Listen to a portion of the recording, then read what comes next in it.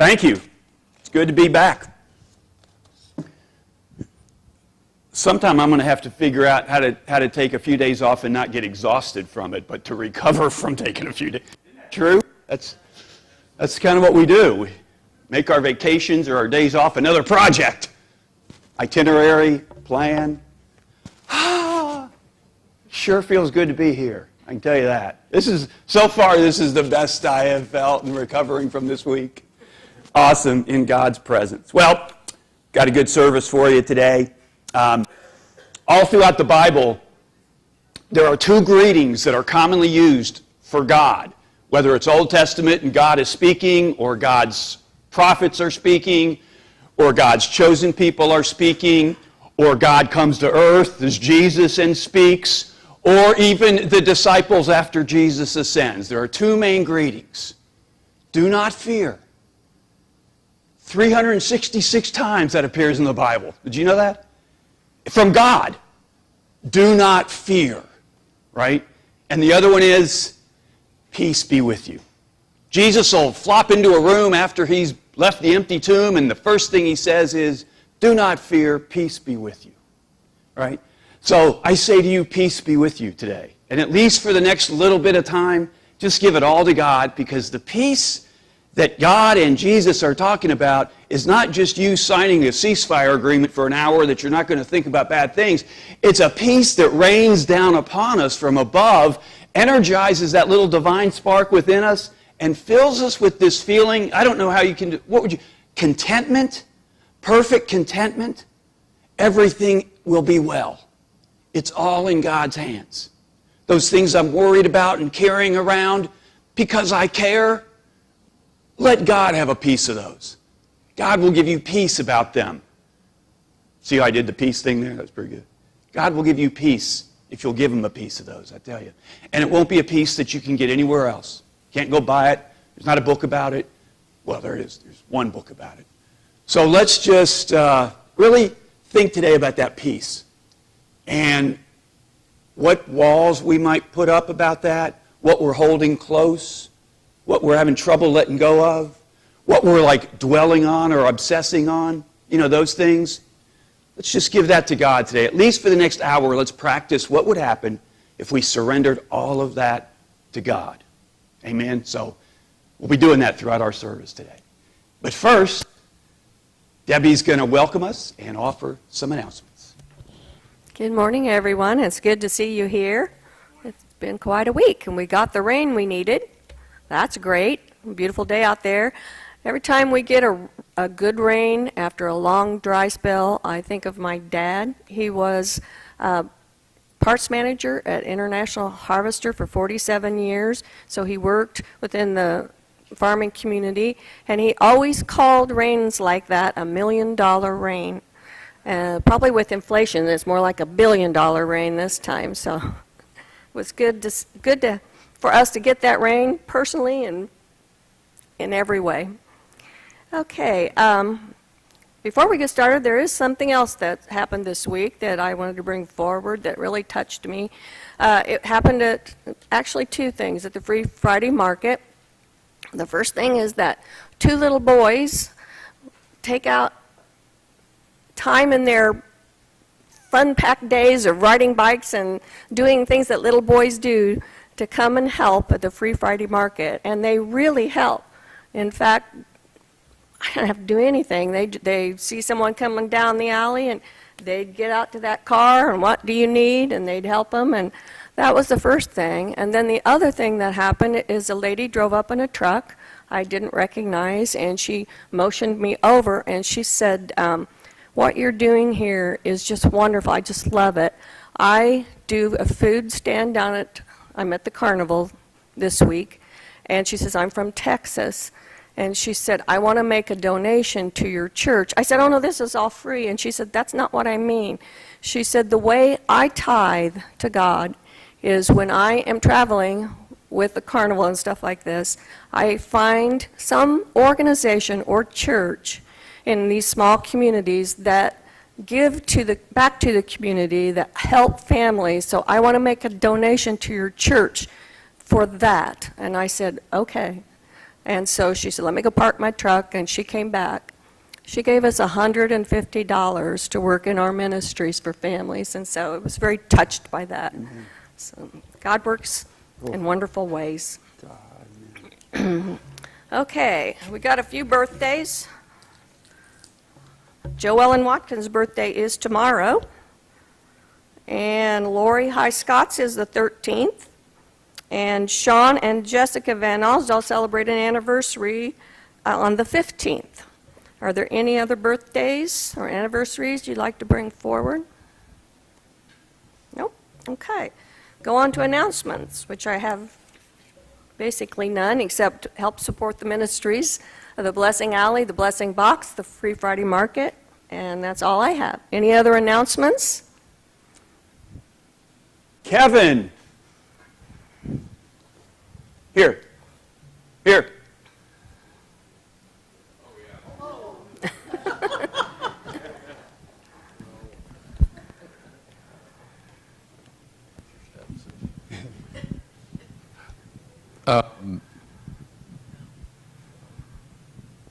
Okay, thanks, Kevin.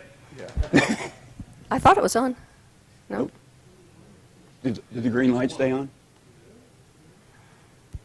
Does it need batteries? Because I got the batteries up here. I got another mic. Does it need batteries?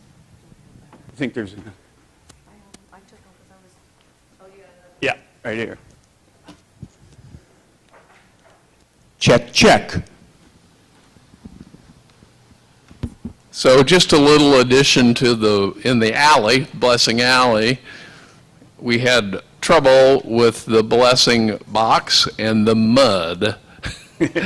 So our temporary fix was plywood, and it didn't look the best. But anyway, one of our local contractors generously, I asked him, I said, who could we get to do that? And he said, I'll do that.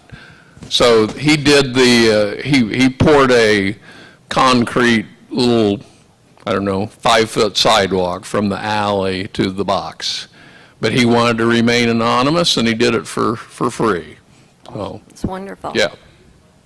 I think he was out there this morning. Is that right? Man. See, Jesus would say, now that's the kind of work we do on the Sabbath. See, that's the work we do on the Sabbath was made for us. Amen. I think that's all I had. All right. So now it is time to get started for worship, and we need a bell ringer. Any volunteers? I will. You gonna do it? Okay. Oh, Kevin's gonna do it. Thanks, Kevin.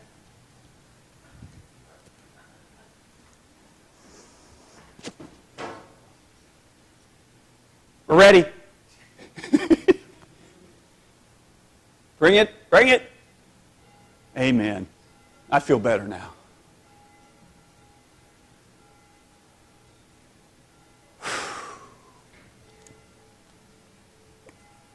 I kind of have an obsession about the bell. You all know that. Today it reminds me of where we're at. And I don't want us to forget where we're at just because we come in here every Sunday and it becomes a routine or part of our schedule or something to check off on the checklist. This is God's house.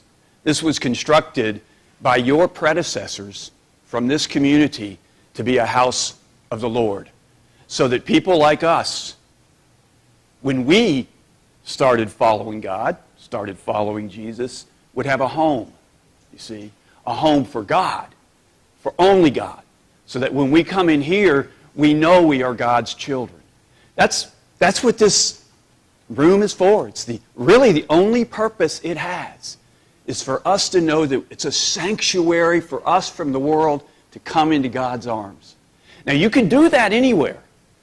You can create your sanctuary anywhere, even inside yourself, when you just want to be with God. But to be in community, to be in fellowship on a regular basis, to show commitment, to suit up and show up for God, just remember, God is smiling upon you, shining on your face today because He knows you are here. You made that commitment. Now remember this as we worship. There's a lot of members of our family that aren't here. And we know, Sundays are particularly hard for a lot of our members. Health reasons, transportation reasons, schedule reasons in this culture we live in. But we worship for the whole family when we come to worship. Not just for us, me, the ones who show up. It's not an exclusive club. The family's already there. So when we come into this God's house that was built just for us by our predecessors, we worship for our whole family. Everyone who's a part of Vine Street in any way, shape, or form, everyone out there watching, friends that we meet, the kids who show up that would never even think about what it means to join a church. They're doing God's work in our backyard, right? It's all of us that we worship for. So when we worship, remember, just don't worship enough for yourself today. Let's worship enough for our whole Vine Street family, wherever they may be. Amen? Amen. All right, Karen, will you give us a prelude to center our hearts on God? That's all I ask. Okay. Amen.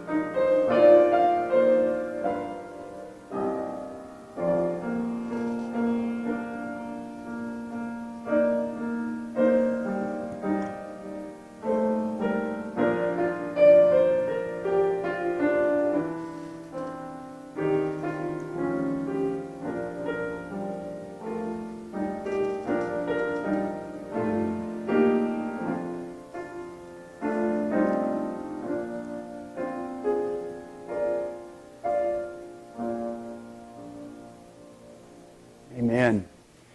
Hey, Debbie, before you pray, can we sing another song to kind of get us centered and our hearts right? Before you do that, can I make one more announcement? Before you do that, can I? No. Sorry, there is another birthday. My cousin, Joellen Johnson, who always watches our service, hers is the 13th, along with Lori Highscott. Hi, Joellen. Happy birthday, Joellen. She's a regular attendee, by the way, in case you don't see her on Facebook when you might be watching. She's on every Sunday. She's a regular. Okay, so. Happy birthday. Amen. Should we sing? Well, if you Hey, let's sing happy birthday and then go right in to 286